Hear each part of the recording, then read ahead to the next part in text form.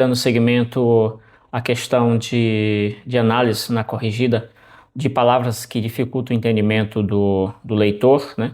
De palavras que dificultam o seu entendimento. Vou estar apresentando aqui exatamente todas as palavras que eu julgo, o que eu julguei, que elas causam pode trazer algum tipo de dificuldade para o leitor, né? Fazer com que o leitor não compreenda bem aquilo que está sendo colocado, sejam palavras ou expressões. E a gente vai estar falando sobre essas palavras aqui em Colossenses, já gravamos um vídeo sobre Filipenses, Gálatas, Efésios, todas essas cartas aí. E agora estaremos fazendo aqui exatamente, trazendo a lista de palavras que você precisa se atentar a elas, né, porque elas podem exatamente induzir algum tipo de comportamento de entendimento incorreto. E é isso, o vídeo de hoje é exatamente isso aqui, Colossenses na corrigida. Essas palavras dificultam o seu entendimento, né? E vamos lá, a partir de agora, avançar dentro daquela série de comentários que estamos fazendo sobre a Bíblia Almeida Revista Corrigida, né? Como essas traduções antigas, elas terminam dificultando o entendimento atual, né? Um leitor moderno for ler essas Bíblias, ele vai ter algum tipo de dificuldade para entender, principalmente porque o nosso povo, né? Em geral o brasileiro, ele é um povo mais leigo, assim, culturalmente, culturalmente quando eu digo em termos de educação, né? Tempo de escola, contato com leitura, com livros, isso aí não é eu que estou dizendo, isso aí os organismos internacionais já mostram claramente isso aí. E em relação ao nosso povo também cristão, você já tem uma gama aí de pessoas que às vezes não gostam muito, não tem um relacionamento assim sério com a leitura, esse tipo de coisa. E geralmente é um povo que é massa, né? Massa no sentido, a massa brasileira é um povo que apresenta essa dificuldade em relação à leitura, enfim. Pouco tempo de escola também, né? Então, um analfabetismo alto também. E não é só pessoas que não fizeram faculdade, pessoas às vezes que tem o ensino fundamental, o ensino médio, mas às vezes não tem uma desenvoltura muito boa, não conseguiu, até mesmo faculdade não consegue entender alguma coisa, além daquele problema que você tem, que é problema de área. Se você não é da área da teologia, da leitura bíblica, aquela coisa, tem palavras ali realmente você não vai saber o que é, você não é obrigado a saber também, e essas palavras elas podem dificultar. Além do mais, uma tradução mais pesada, ela vai trazer vai complicar ainda mais esse entendimento, né?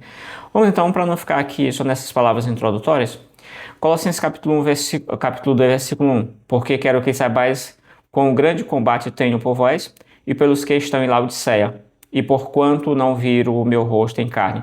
A expressão não vir o meu rosto em carne, se você é um leitor da Bíblia já constante, você não vai ter mais essa dificuldade. Porém, assim, um leitor que vai pegar a Bíblia ali pela primeira vez, ler uma vez ou outra, tal, alguém ouviu, não viu o meu rosto em carne, ele vai ficar perguntando alguma coisa a mais, né? Então essa expressão é expressão light, dá para entender assim, se forçar um pouquinho, mas em geral ela vai causar essa dificuldade, não é uma coisa absurdamente clara, assim, inequívoca, né?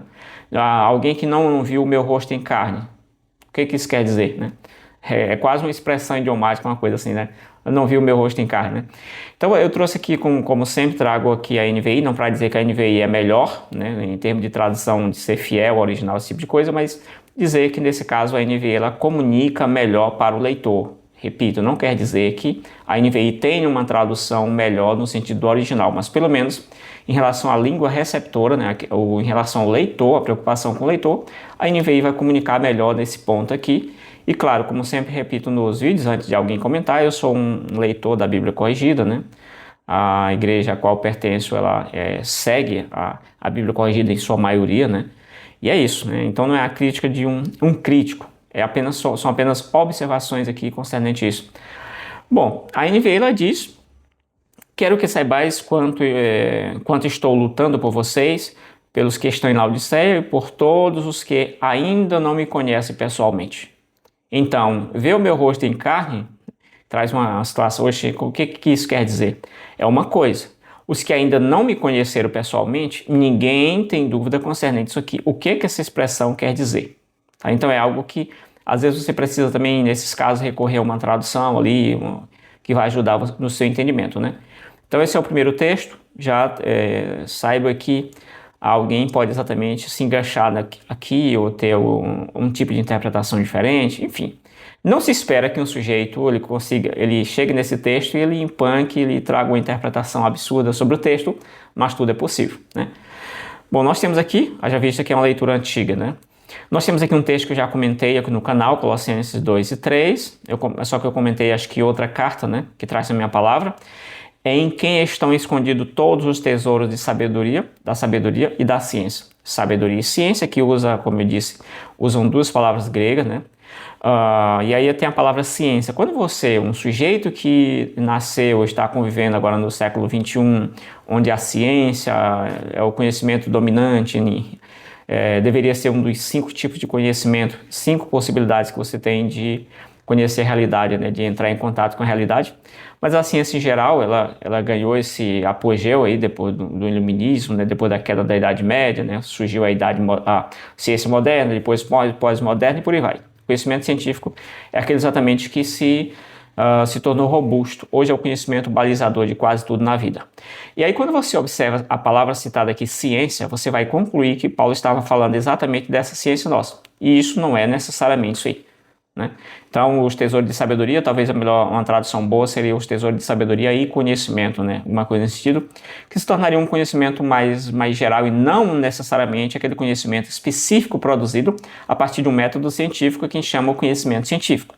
Isso aí proposto aí com método e tudo mais a partir do século XVII para frente, né? E é isso. Então, quando você observa que a Bíblia citando a palavra ciência, você tem que ter um cuidado para você não pressupor apressadamente que ela está falando dessa ciência que nós conhecemos hoje.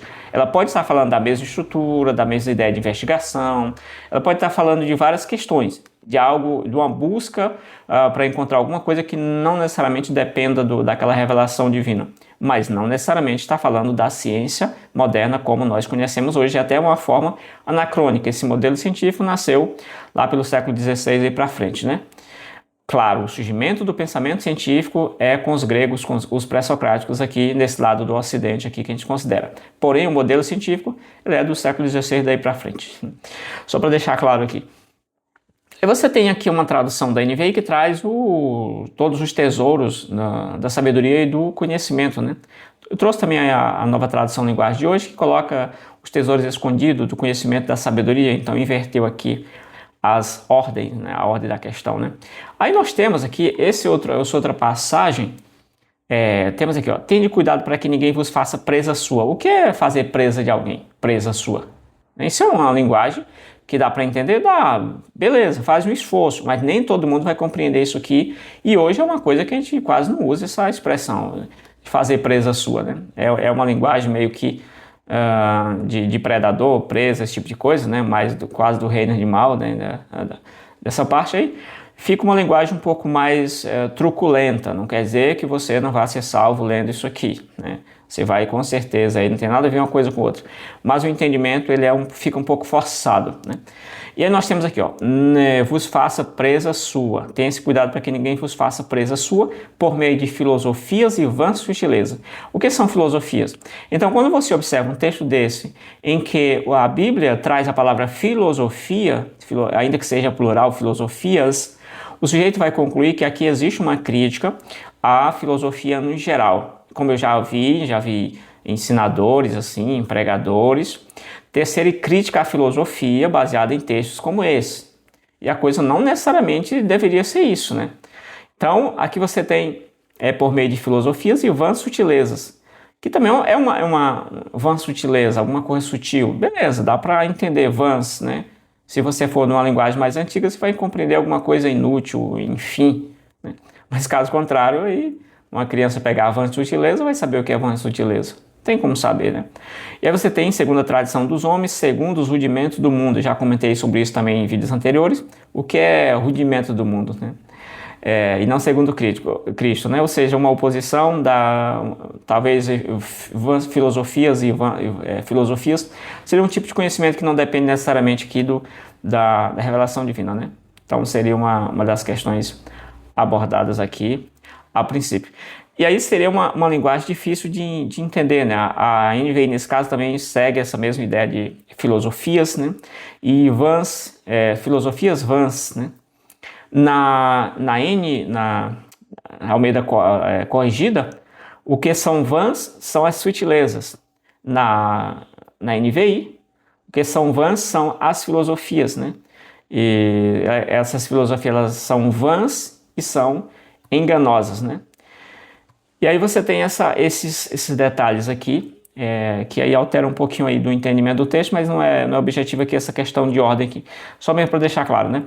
E aí tem a mesma expressão, só que aqui em vez de segundo o surgimento do mundo, a NVI traz segundo os princípios alimentares desse mundo, e a NTLH ela vai trazer, nova tradução linguagem de hoje, alguma coisa como os poderes que governam o mundo, alguma coisa assim, os espíritos, alguma coisa nesse sentido aí. Você pode conferir.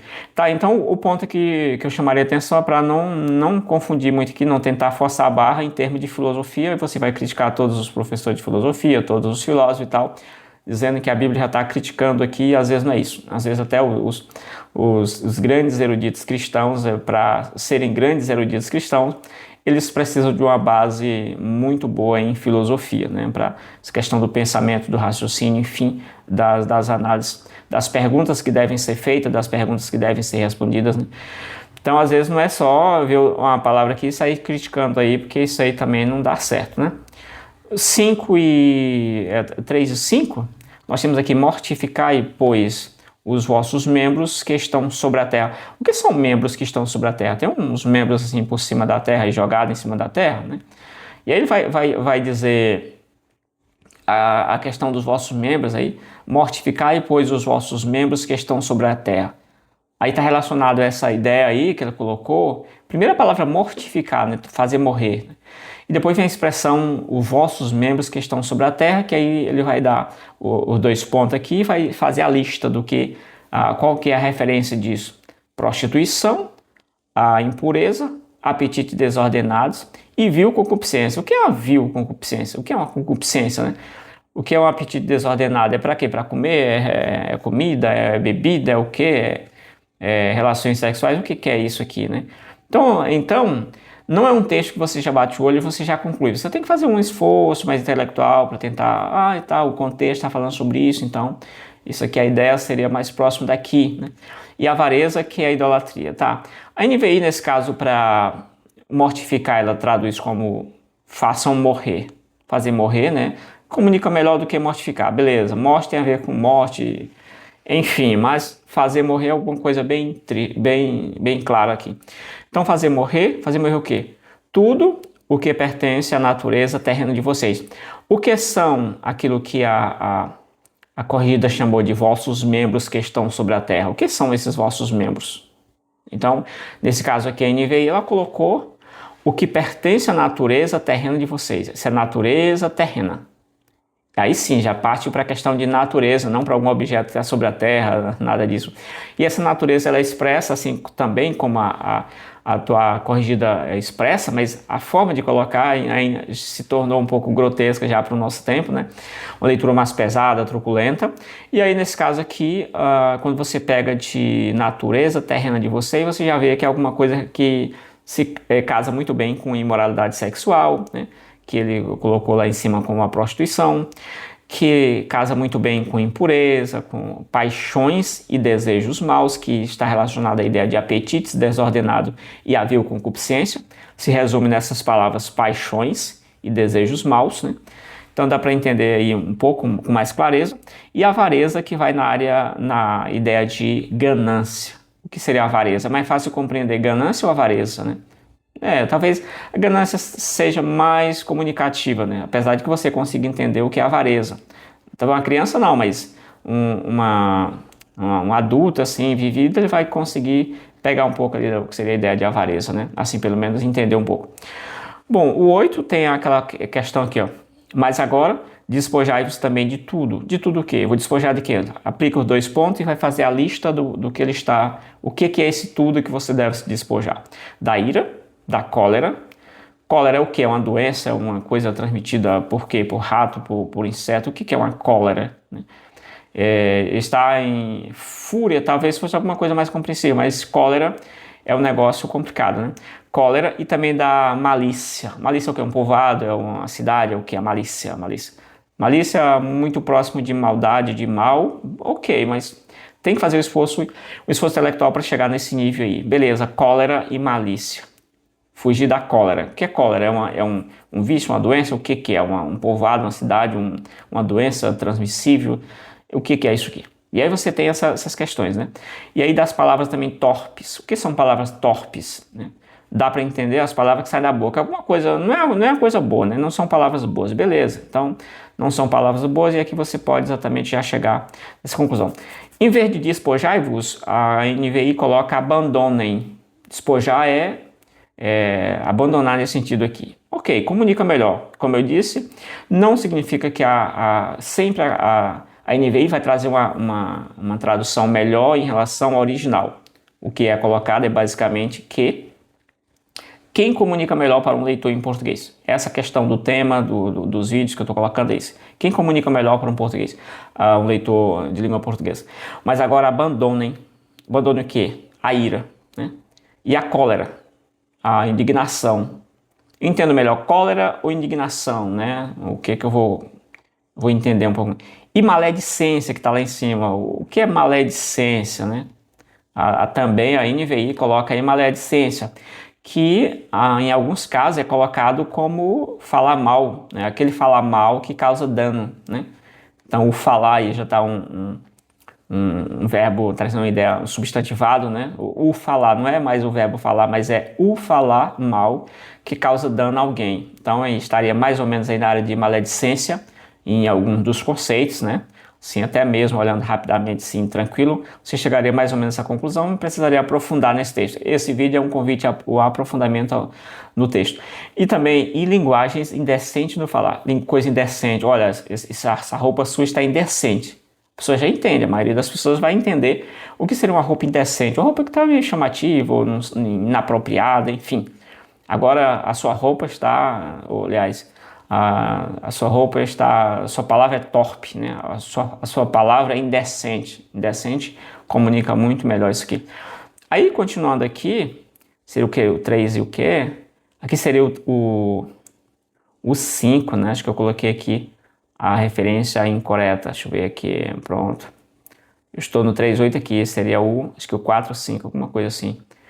Bom, aí nós temos aqui a seguinte expressão, andai com sabedoria, para com os que estão de fora, né? E remindo o tempo. O que é remir o tempo? O que é o verbo remir? Eu não uso muito esse verbo no dia a dia, então para mim não faz sentido remir, né? Remir, né? O remi, né? Alguma coisa, né? Remidó, né? Remidó seria o que? Remir.